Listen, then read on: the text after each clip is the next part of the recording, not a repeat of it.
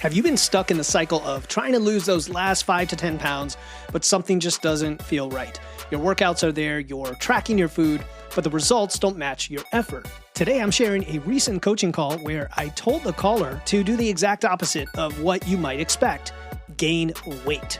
You'll hear why this approach could be exactly what you need too. Whether you are a former cardio junkie turned lifter, a busy mom or dad juggling fitness with family, or just tired of chasing that arbitrary scale weight, this episode reveals how shifting your mindset about weight gain might be the key to finally achieving the lean, strong physique you're after.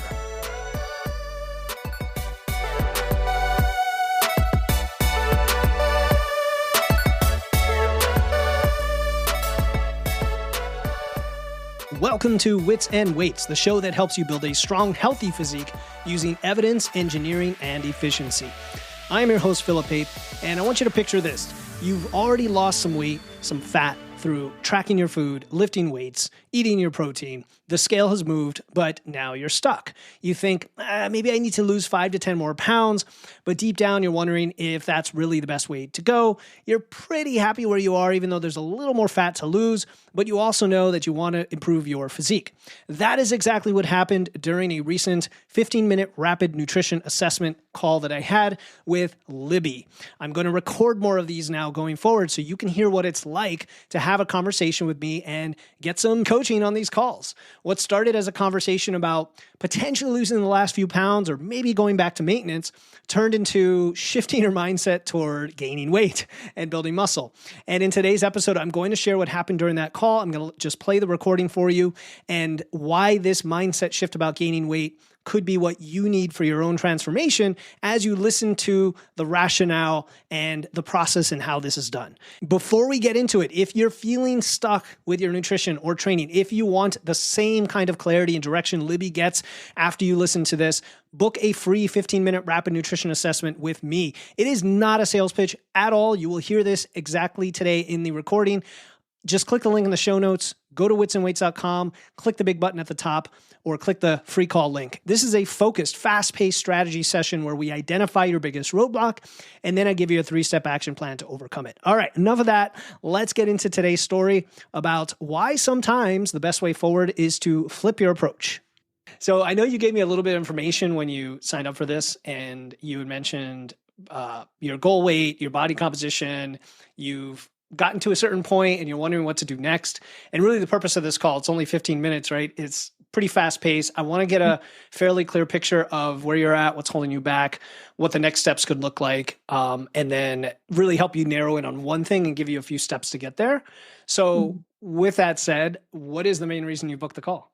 Sure. So I am, I'd say, a few months into like my new healthcare journey, just like learning about macros and protein and the value in strength training. Like I was always a pretty healthy-ish person. I worked out, I did all the things.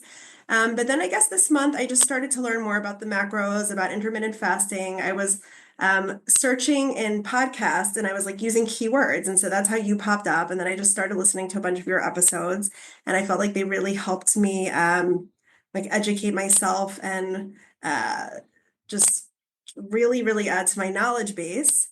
And so I guess like if to just like kind of like set the stage super fast. So I'm 42, have 3 kids. Again, like more or less, healthy. I'm at the, I used to be like more of a cardio person. And then it's, I learned that like weight training is really important. So I guess, what I wanted to say today is to tell you kind of like what I'm doing nutrition wise, what I'm doing fitness wise, and just kind of get your assessment on like where I should go from here. But essentially, like I'd say probably in the summer, I was about 10 pounds heavier than I am today. I'm 5'6". I was about 150 pounds, let's call it. My goal was like, I want to get to 145. That would be awesome. I mean, I'm a foodie. I really like food. I like to eat. I don't overeat, but I enjoy it. I don't want to live a life of deprivation. I don't want to be in a diet. But I was like, okay, if I could get to 145, this would just be great. And I started, upping my protein a whole bunch, learning how to do that. I started intermittent fasting, but like baby fast, like just don't eat after dinner. And the next time I eat is morning. That's really all it is. But that also helped me. And I just found, and I think probably especially because of the protein, that over the past few months, like the weight that I held on to there kind of just went up, like I just lost the weight. I didn't even feel like it was a huge effort. And then actually I went past that 145 and now I'm at like 140. And so this is like an interesting thing for me because like I haven't been this weight probably since like maybe almost having my first child, which is now he's turning 11 next week. And I'm like, I don't think my weight at this, my goal doesn't have to be weight anymore. Like, I just don't actually, like, I feel healthy. I feel like I look, like, I feel good how I look. And so I'm like, okay, weight doesn't have to be the goal. But I am, of course, like, I'm holding on to some excess fat. Like, it's in the stomach area. I've kind of always held excess, like, I'm not large, but I've always held some excess weight in my stomach area, in my thighs. And I'm like, okay, I think this is a body composition change I'm looking for. So I don't need the scale weight to move. I just want to add muscle, right? Convert the fat to muscle. And so first it was the eating. It was like the adding the proteins. I'm using Macro Factor because of you. I used your link. Thank you so much for that. I think Macro Factor doesn't, but the thing is this, now I'm weightlifting a lot more. So I don't think Macro Factor likes the fact that like I put in that my goal now was 135 because again, I just don't even know what to use as my goal. Maybe my goal should just be maintain. I don't know. But it just keeps kind of cutting my calories down. And I'm not hungry. I'm okay. I just like don't know how much more I want it to take me down. Because again, I'm weightlifting. And so if anything, I think maybe the number on the scale is actually going to go up a little bit, maybe. And so that's the thing, like that's so nutrition wise, that's kind of like what I'm keeping tabs on there. And then working out wise, I go to this amazing gym here. We strength train, it's hypertrophy. They're like OCD on form. They have their eyes on you. Like I'm doing all kinds of things with better form than I've ever done in my life before. So I do that twice a week. I do Pilates once a week. And then I'm trying to just then find a way to get hidden once or twice on my own or in a class and just like get my heart rate up because I feel like I should have a little bit of that. Okay. So That's I great. said a lot. No, I'm letting you talk because you're saying so many things that I want if people hear this that you've already leveled up. And I was going to ask you, like, what does your training look like? How are you tracking? Are you eating more protein? So you even have a mindset of, okay, it's not all about the scale. So I love that. It sounds like obviously you listen to the podcast. What keywords were you searching, by the way, when you? I think I was searching like macro. I was searching protein. Okay. I was probably also searching like strength training or like weightlifting. Okay, cool. So just to summarize, right? You've gone through part of the journey. You've lost some fat, I'll say, not just weight. You've lost some fat. You've been training. You're eating. You're doing a lot of the right things, right? And now you're wondering what to do next in terms of not only your goal, but like which direction you want to go. So I was going to say, like, are you chasing fat loss? Are you chasing muscle? Are you chasing performance? Like, what is the real thing if you dug deep where you want to be like a year from now?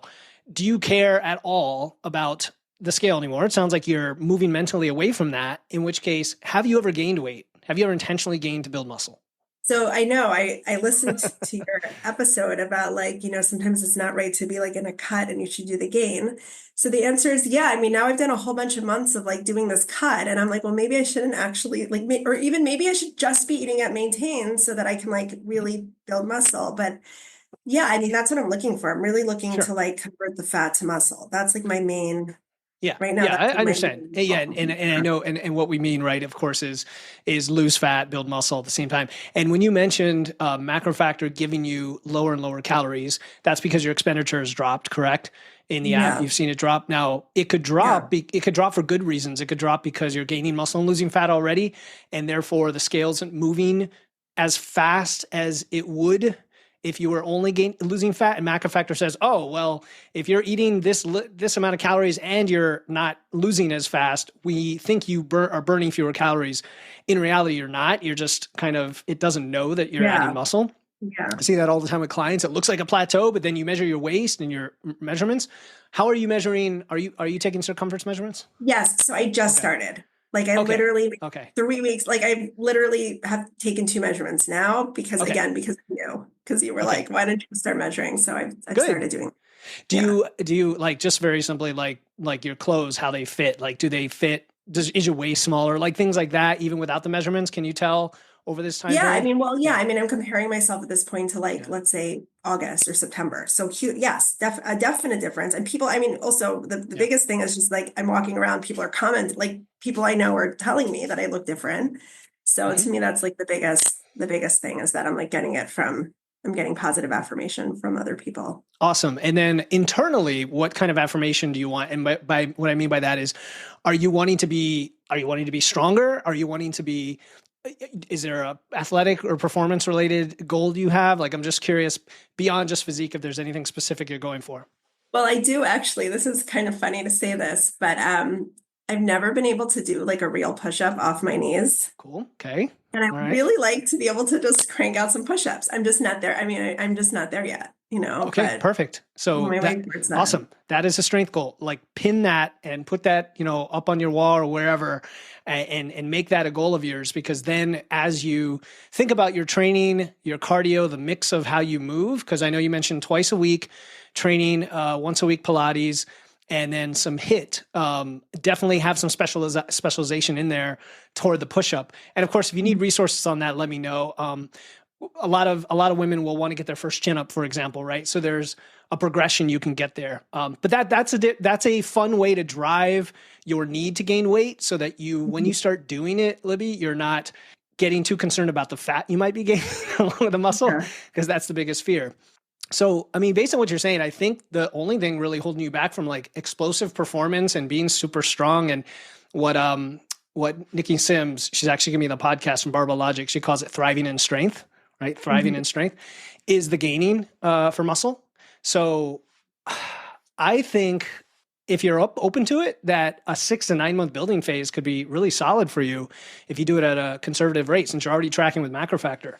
I mean, how does that sound before I get into any details on that? I mean, it obviously like sounds a little scary to Okay. me because you're just like, you're like, I've made all this progress and like now is it real like what am I gonna see? But like I guess what I could do is instead of tell macro factor that I want to lose, I can just tell it I want to maintain, right? And then it will anyway just up my calories. And I could just try eating at that maintain level.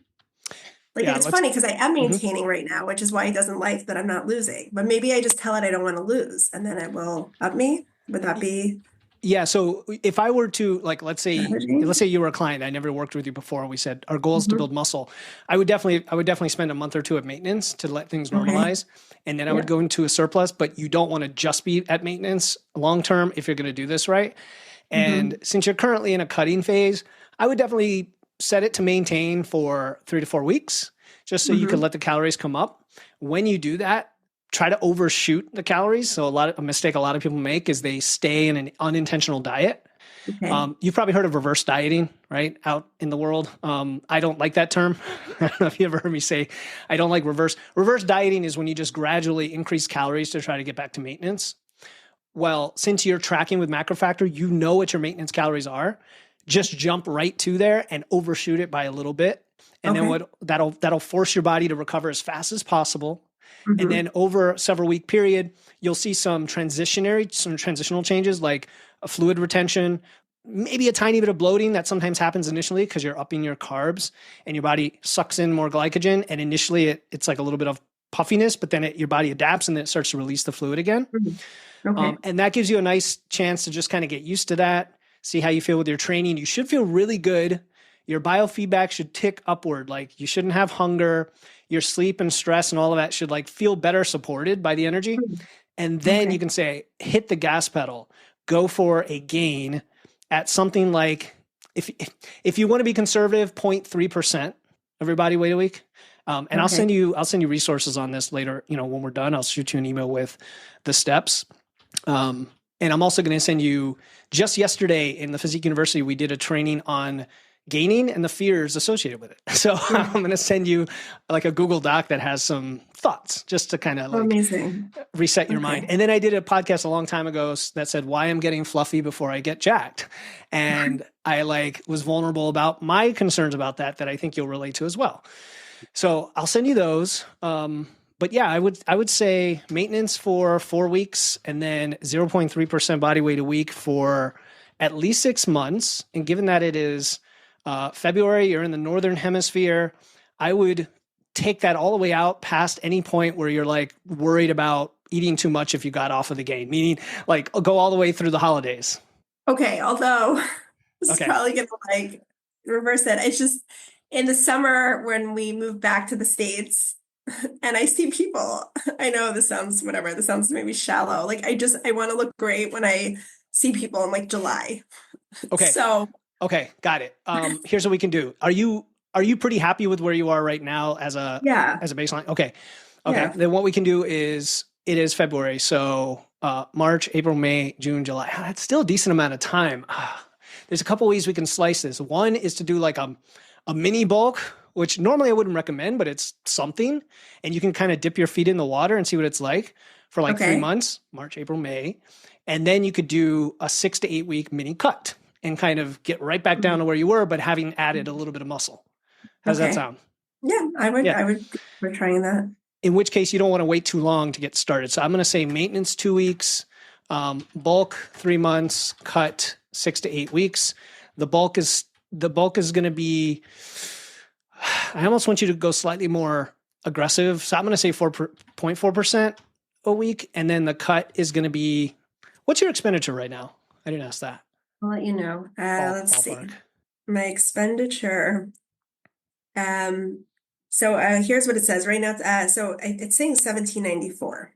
Okay, around 1800, and that's after the cut. Has it dropped? And it's dropped from like what 20,000, 2,000, 2,100.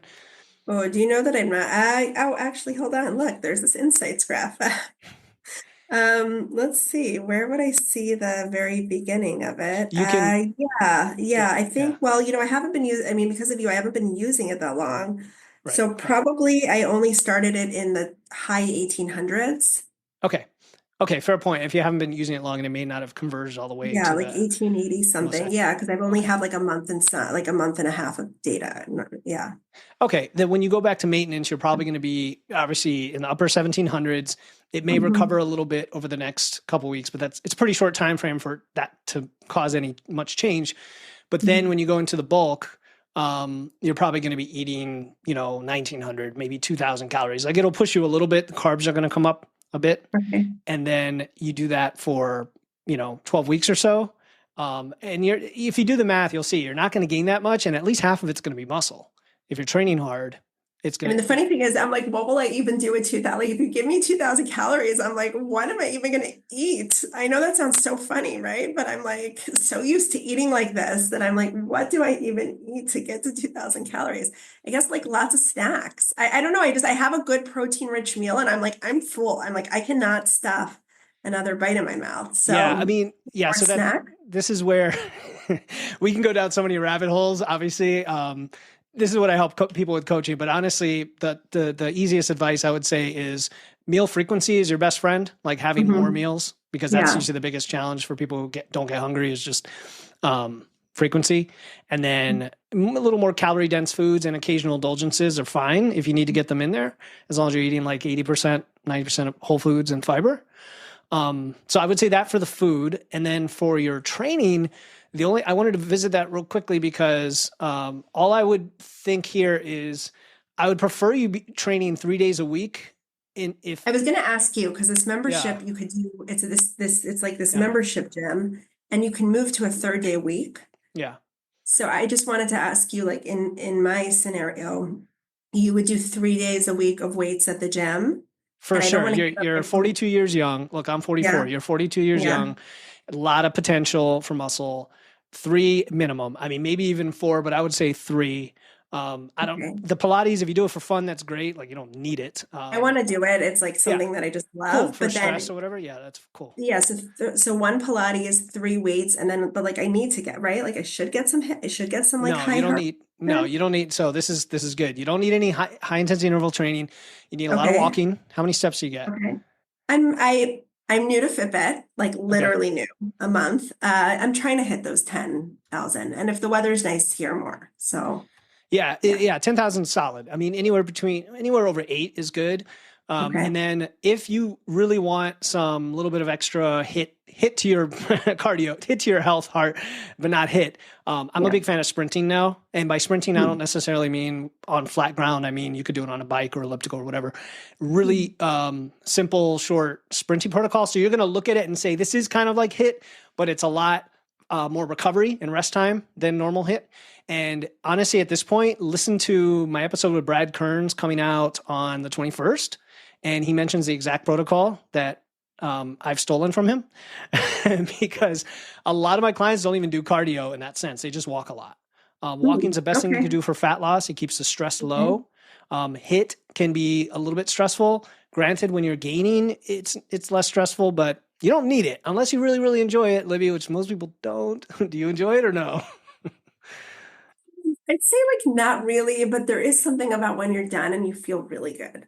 You know what I mean? Like I do a half hour. I get it. That's like, that's the dopamine and the endorphins. Yeah. I get it. Yeah. Yeah. But it also, so just always remember that kind of addictive high is also associated with stress.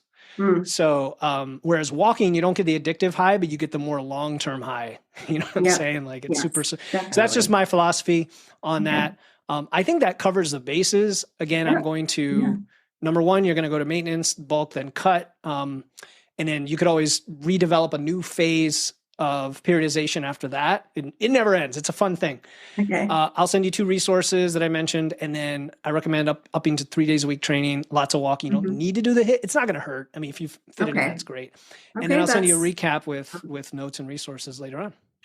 Awesome. Okay. Perfect. Are you in our Facebook group?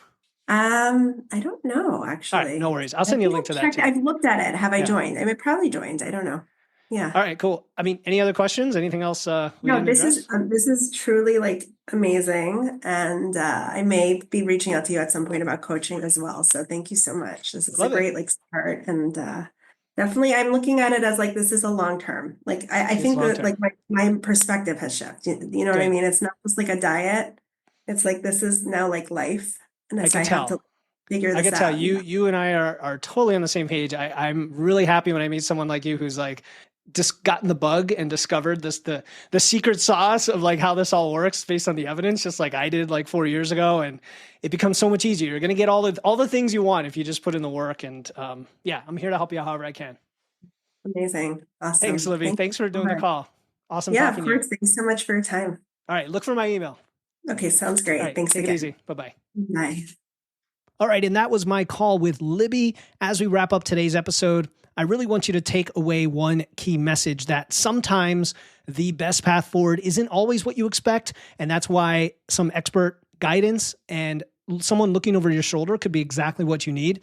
Libby came to me thinking she needed to lose the last few pounds, but what she really needed or wanted was permission to build muscle, to build strength, and most importantly, to build a new relationship with her body and the scale. And she was already on her way toward doing that. And now she's going to take it to a new level. So if you're in that place right now where the scale has become your enemy, where you're stuck trying to lose those last few pounds, or where you just know something needs to change, but you're not sure what, take that as your sign. Your breakthrough might be on the other side of letting go of weight loss or even fat loss as your primary goal. And if Libby's story resonated with you, if you're ready to get the same clarity about your next steps, go ahead and book that call with me. It's a free 15-minute rapid nutrition assessment. It's not a sales pitch. It is just a focused session. We identify your biggest roadblock. I give you some steps, some resources, off you go, and you find success. In just 15 minutes, that's all it takes. You could transform your approach to fitness and nutrition just like Libby did. Click the link in the show notes or go to witsandweights.com and click the big button to schedule that assessment.